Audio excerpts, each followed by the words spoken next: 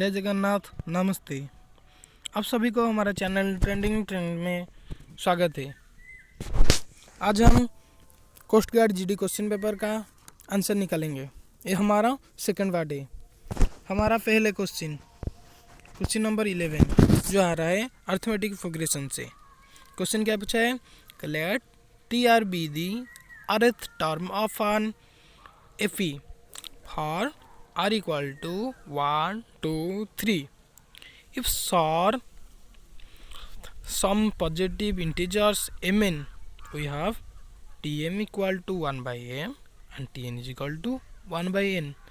Then tm equals to, हमको एक question में क्या mnth टर्म पूछा है। tm means mth term. Option क्या है? Option A 1 by mn, option B 1 by m plus 1 by n, option C 1, option D none of this. तो हम एक क्वेश्चन का आंसर करते हैं, देखते हैं क्या होगा। एक क्वेश्चन जेहेतु अर्थमेटिक प्रोग्रेशन से आता है, तो अर्थमेटिक प्रोग्रेशन में हम जानते हैं कि कॉमन डिफरेंस क्या होता है? डी। कॉमन डिफरेंस को डी ले लेते हैं और R S term T R, first term को ए। तो हम सभी लोग जानते हैं कि एमएथ टर्म क्या होगा? एमएथ टर्म होगा कि first term whole into -1 whole into common difference. तो T M equal to 1 plus m-1 whole into D. लेकिन हमको क्वेश्चन में गिवन है कि टी एम का वैल्यू क्या है कि 1 बाई एन। तो ये अब हमको एक इक्वेशन पता चला गया कि क्या कि 1 by n is equal to a plus m-1, जो कि हमारा इक्वेशन 1 हो गया। इस तरह nth टर्म का वैल्यू दे रखा है कि 1 बाई m। हम जानते हैं nth टर्म क्या होगा कि a plus m-1 whole into d. तो ये सेकेंड इक्वेशन हो गया। तो जब हम ये दो इन इक्वेशन को सब्ट्रैक्ट करते हैं तो हमको क्या निकाल के आता है कि 1 by n minus 1 by m is equal to m-1 whole into d minus n-1 whole into d. तो जब हम इस इक्वेशन को हम सॉल्व करते हैं तो जो कॉमन डिफरेंस d, इसका वैल्यू निकल आता है क्या कि d is equal to 1 by m n. तो जब हम इस वैल्यू को इक्वेशन 1 में पुट करते हैं तो हम जब वो इक्वेशन को सॉल्व करते हैं तो a का वैल्यू निकल आता है कि a का वैल्यू क्या हो जाता है कि a is equal to 1 by m n. तो d का वैल्यू निकल आता है 1 by m n and a का वैल्यू भी सेम निकल आता है कि 1 बाई एम एन। तो जब हमको पूछा गया है क्या कि टी एम एन और mnth टर्म, तो हम इस टर्म में a और d का वैल्यू पुट कर देते हैं। तो एक a और d का वैल्यू जब हम पुट कर दें तो हमारा आंसर क्या निकल आता है? हमारा आंसर हो जाता है 1। देख लो, हमारा आंसर हो जाता है 1। तो ठीक है, हमारा आंसर हो जाता है 1, जो कि ऑप्शन नंबर सी। तो 11 क्वेश्चन का आंसर क्या होगा? Option C 1। नेक्स्ट क्वेश्चन की तरफ चलते हैं। नेक्स्ट क्वेश्चन दे रखा है the equation of straight line passing through the point 1, 2 and parallel to the line y equal to 3x plus 1 से जब एक लाइन 1 2 पॉइंट का अंदर जाता है और एक पैरेलल लाइन बना के y is equal to 3x plus 1, तो इस इक्वेशन क्या होगा हमको पूछा है। देखते हैं इसका आंसर क्या होगा। इसका आंसर इस तरह से होगा कि हमको पता है कि गिवन इक्वेशन ऑफ लाइन क्या दे रखा है कि y is equal to 3x plus 1। हम जानते हैं कि y is equal to mx plus b। तो इधर से हमको m के वैल्यू पता चलता है। m का वैल्यू क्या होगा? जब हम a वाला इक्वेशन को a वाला इक्वेशन के साथ कंपेयर करेंगे तो y की y और m के इजिकल टू 3। तो m इजिकल टू 3 हम इस इक्वेशन से पता चल गया। तो हमको पूछा गया है कि जब ए लाइन 1 2 पॉइंट के अंदर पासिंग करेगा तो इसका इक्वेशन क्या होगा। हम जानते हैं कि इक्वेशन क्या होगा। इक्वेशन होगा कि y minus y one is equal to m whole into x minus x one, जहाँ कि y x1 होता है 1, y1 होता है 2। तो हम जब इस वैल्यू को पुट कर देते हैं तो हमारा सिंपल सा इक्वेशन आ जाता है, जो कि है y minus 2 is equal to x whole into 3 whole into x minus 1 हो गया।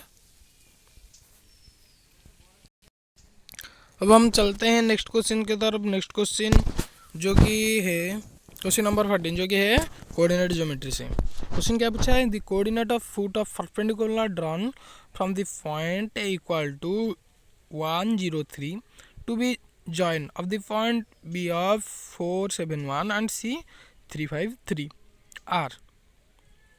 Option A 5/3, 7/3, 17/3, option B 5 7 17, option C 5/3 -7/3, 17/3, option D none of this. देखते हैं इसका आंसर क्या होगा। इसका आंसर इस तरह से हो जाएगा कि हमको इक्वेशन ऑफ लाइन पता चल चुका है कि x minus 4 is equal to 3 minus 4 is equal to y minus 7/5 minus 7 is equal to z minus 1/3 minus 1। तो 3 माइनस 1 का वैल्यू -1, 5 माइनस 7 का वैल्यू -2, 3 माइनस 1 का वैल्यू 2। तो क्या इक्वेशन आ जाएगा कि x minus 4 by -1, y minus 7 by -2, z minus 1/2। Okay, जो कि हम इस सब को r ले लेते हैं, क्या r। ओके, तो जब हम r ले लेते हैं तो इसका इक्वेशन क्या आ जाएगा। तो इसका जब हम r ले लेते हैं तो x हो जाएगा क्या -r+4, क्योंकि x -4 by -1 is equal to r। तो क्या हो जाएगा -r, ये 1 के साथ मल्टीप्लाई हो जाएगा। तो x का वैल्यू क्या निकलेगा कि 4 -r। ओके, इस तरह y का वैल्यू -2r + 7, z का वैल्यू 2r + 1 हो जाएगा। तो general point of A B क्या हो जाएगा, ए बी का पॉइंट हो जाएगा -r + 4 -2r + 7 2r + 1। तो direction ratio for perpendicular r -r + 4 -1 2r + 7 -0 2r + 1 -1। जी हमको आ जाएगा क्या पॉइंट, न्यू पॉइंट क्या आ जाएगा कि -r + 3 -2r + 7 2r - 2, जो कि ए बी लाइन को परपेंडिकुलर है, जो कि ए बी लाइन को परपेंडिकुलर है। तारपर तो जब हम लाइन परपेंडिकुलर है तो अभी इक्वेशन हमको क्या निकलेगा, -1 whole into -r + 3 -2 whole into -2r + 7 +2 whole into 2r - 2 is equal to 0। तो यहाँ से हमको r का वैल्यू पता चल चुका है। r का वैल्यू क्या हो गया, r का इज इक्वल टू 7/3। तो अब इक्वेशन क्या हो जाएगा, इक्वेशन हो जाएगा r का वैल्यू हम जब इक्वेशन में पुट करेंगे, इस इक्वेशन में जब हम r का वैल्यू पुट करेंगे तो r का वैल्यू क्या हो जाएगा 5/3, 7/3, 17/3।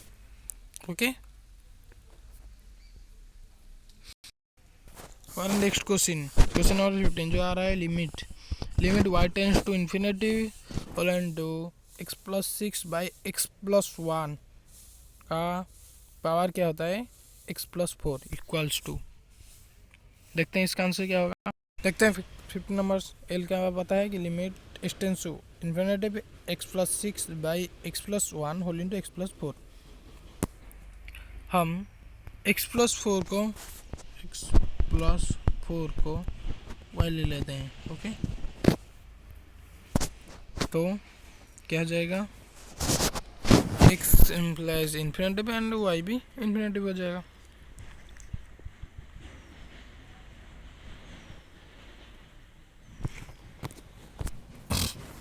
अब हम इधर y x के बदले में y-4 वैल्यू पुट करते हैं। ओके, y-4 वैल्यू पुट करते हैं तो क्या निकल आएगा?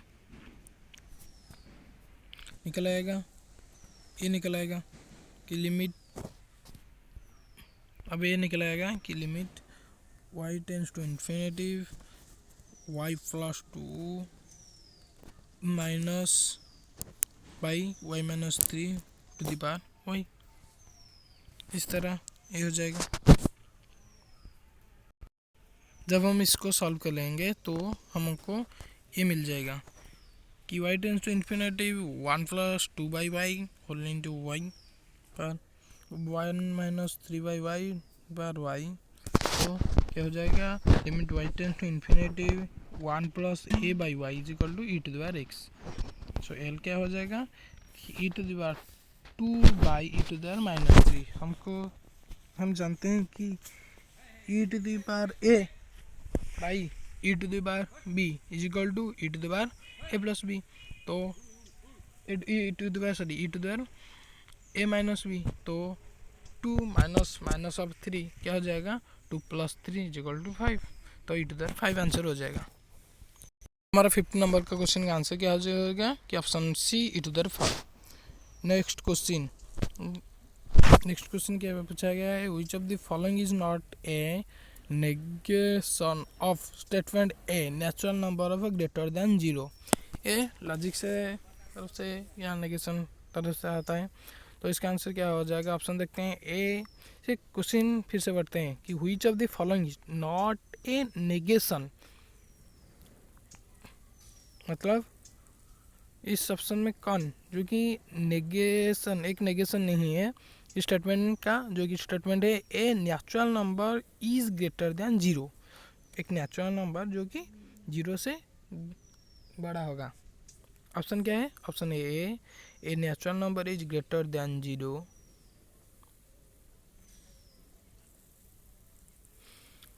It is false that a natural number is greater than 0. It is false a natural number is not greater than 0. None of these.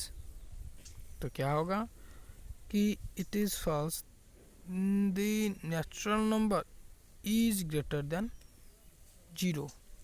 Option number C ही होगा आंसर। उसके बाद देखते हैं हम क्वेश्चन नंबर 17।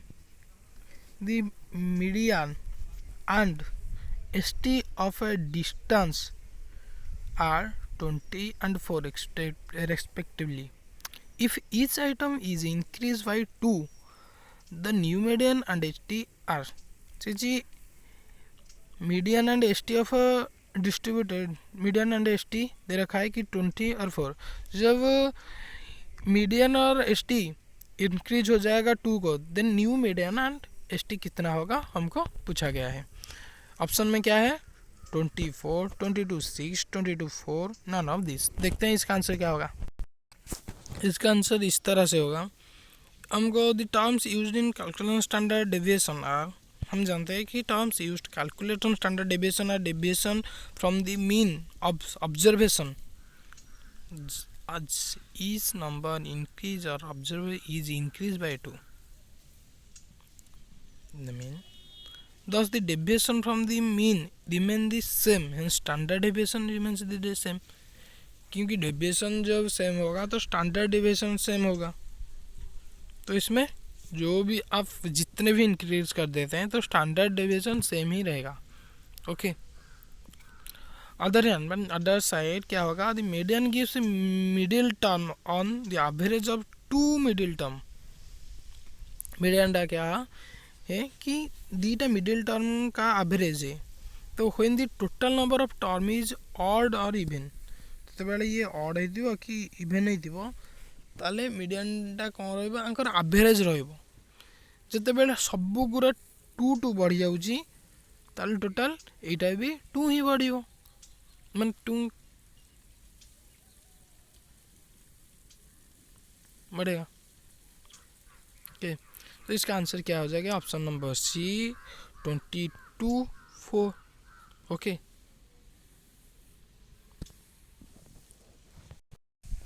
तो 70 नंबर क्वेश्चन का answer क्या होगा? 24 option C. Okay, next question की तरफ चलते हैं। नेक्स्ट क्वेश्चन क्या है? If the A B two event such that P of A not equal to 0 and p of by v is equal to 1, then option A, B less than A, B equal to 5 and A less than B, none of these। देखते हैं इसका answer किस तरह क्या होगा। हम जानते हैं कि probability formula P of x by y is equal to p whole into x intersection y and p by y। ओके, हमको दे रखा है कि p of b by a का वैल्यू इज इक्वल टू 1। तो जब हम इसको इक्वेशन में पुट करेंगे तो p of b intersection a by p of a is equal to 1, therefore p इंटरसेक्शन a इज इक्वल टू p ऑफ a। p अब बी इंटरसेक्शन ए का वैल्यू जो भी होगा पी ऑफ ए का वैल्यू वही होगा।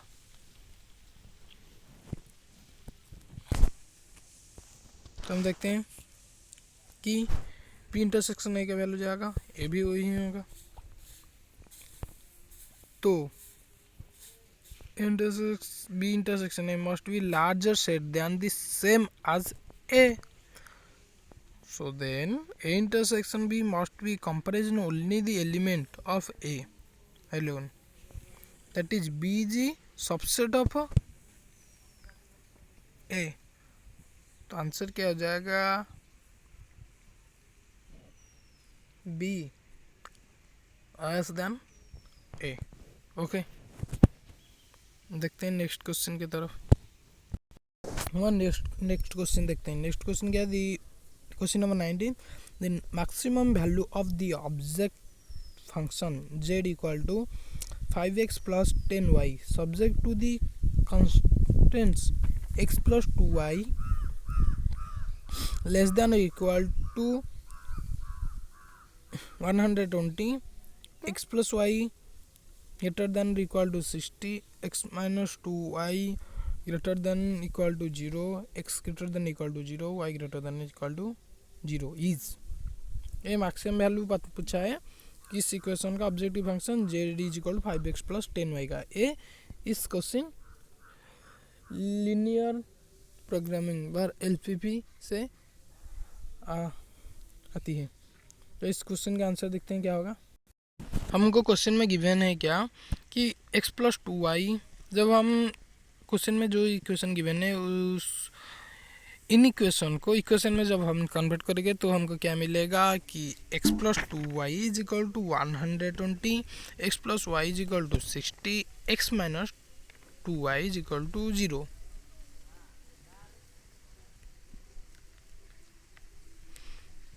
हम जब इसको रिप्रेजेंट करते हैं तो हमको इस तरह चला जाता है कि लाइन दे रखा है कि x plus 2y is equal to 120। तो जब हम x को 120 लेते हैं y जीरो का वैल्यू 0 हो जाता है और x को 0 लेता है y का वैल्यू 16 हो जाता है।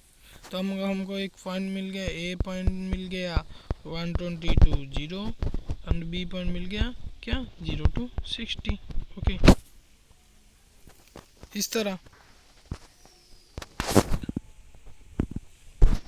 ए बी पॉइंट निकल गया। तो A B to obtain the line clear 0 0 को जो ए बी लाइन है वो 0 0 को सेटिस्फाई करेगा द गिवन इक्वेशन।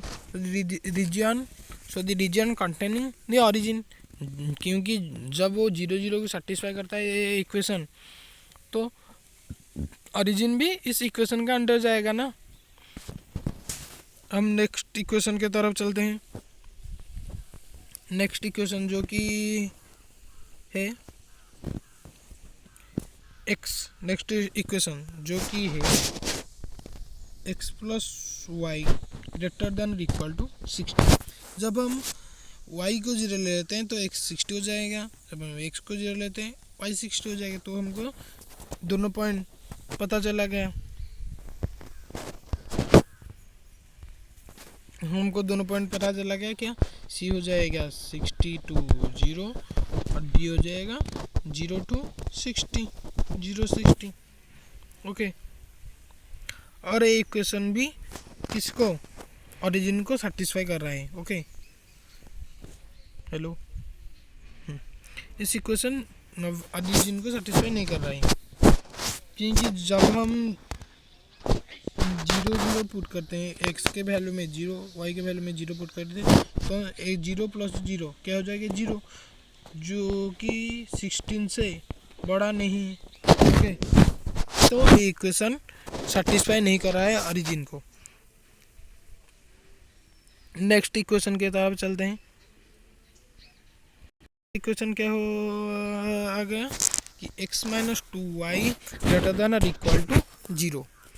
तो जब हम x 0 ले लेते हैं, y भी 0 हो जाएगा, और हम x y 30 ले लेते हैं, x 60 हो जाएगा। तो हमको दोनों पॉइंट मिल गया, क्या वो मिल गया 0 0, ई मिल गया 60 30। ओके, और ए दोनों ए ओरिजिन को सेटिस्फाई कर रहा है। ठीक है,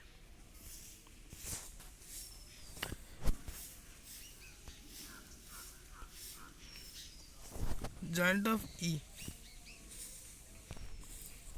इस तरह होगा आंसर। तो जब हम फिगर करेंगे, एक फिगर बनाते हैं क्या, एक इक्वेशन ले लेते हैं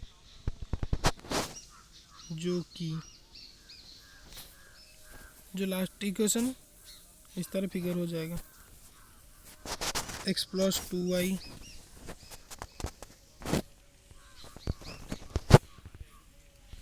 इस तरह इक्वेशन हो जाएगा। ये y एक्सिस, x एक्सिस, अब ये पहला इक्वेशन हमारा, सेकंड इक्वेशन या थर्ड इक्वेशन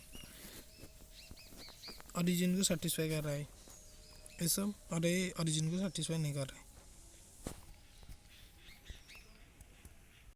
हमको अब फाइन पता चल चुका है पॉइंट क्या क्या होगा कि 0 16 16 30 20 और 40। इस इक्वेशन को जब हम सॉल्व करेंगे तो पॉइंट पता चल चुका है। जब हम अब पॉइंट को हम ये जो जेड का वैल्यू है और जेड का वैल्यू में पुट करेंगे। जेड का वैल्यू दे रखा है हमको, जेड का इक्वेशन दे रखा है। जेड का इक्वेशन क्या है, ए ना 5x + 10y। जब हम पॉइंट पता चल चुका है तो पहला पॉइंट x का वैल्यू, सेकंड पॉइंट y का वैल्यू के जगह प्लेस में पुट करते थे, तो हमको आंसर क्या आ जाता है, इतना सारा हमको आंसर आ जाता है। इनमें से हमको पूछा है क्या, मिनिमम कौन सा है, मिनिमम और मैक्सिमम। इस तरह क्वेश्चन आता है ना, मिनिमम और मैक्सिमम। इस तरह से हमको पता चल चुका है कि मिनिमम क्या, मिनिमम इधर 300 है और मैक्सिमम 600 है। तो मिनिमम हमको पूछा है, तो मिनिमम कौन सा पॉइंट में होगा, मिनिमम होगा 60 और 0 पॉइंट पे मिनिमम आ जाएगा हमारा। इधर हमको क्या मैक्सिमम वैल्यू पूछा गया है। हमारा आंसर में मिनिमम वैल्यू 300 निकाला था और मैक्सिमम वैल्यू 600 निकाला था। तो मैक्सिमम वैल्यू क्या होगा, बी, जो कि आंसर बी, ऑप्शन बी है 600। ओके, नेक्स्ट क्वेश्चन की तरफ चलते हैं। नेक्स्ट क्वेश्चन क्या है, let A be a non singular matrix of order 2 × 2 then A × 1 = इस क्वेश्चन सिंपल है। इसका आंसर क्या होगा कि जब भी कोई एक नॉन सिंगुलर मैट्रिक्स, ये आपको माइंड में सेट कर देना है कि जब एक इस तरह क्वेश्चन पूछा गया है कि let A be a non singular matrix of order 2 × 2, so 2 2 का ऑर्डर में एक नॉन सिंगुलर मैट्रिक्स दे रखा है, इसका इन्वर्स, ए इन्वर्स क्या हो जाएगा, ए इन्वर्स इसका ए मड हो जाएगा। ओके, तो ऑप्शन क्वेश्चन नंबर का आंसर है ऑप्शन ए = ए मड। ओके, आपको हमारा वीडियो अच्छा लगा तो लाइक कर देना, साथ ही साथ सब्सक्राइब कर देना, अब आपके दोस्त के साथ शेयर कर देना, क्योंकि आप जो जीडी के लिए प्रिपेयर होते हैं, आपके दोस्तों भी जीडी के लिए प्रिपेयर होते हैं, उनको भी हेल्प होगा। धन्यवाद। जय जगन्नाथ, नमस्ते।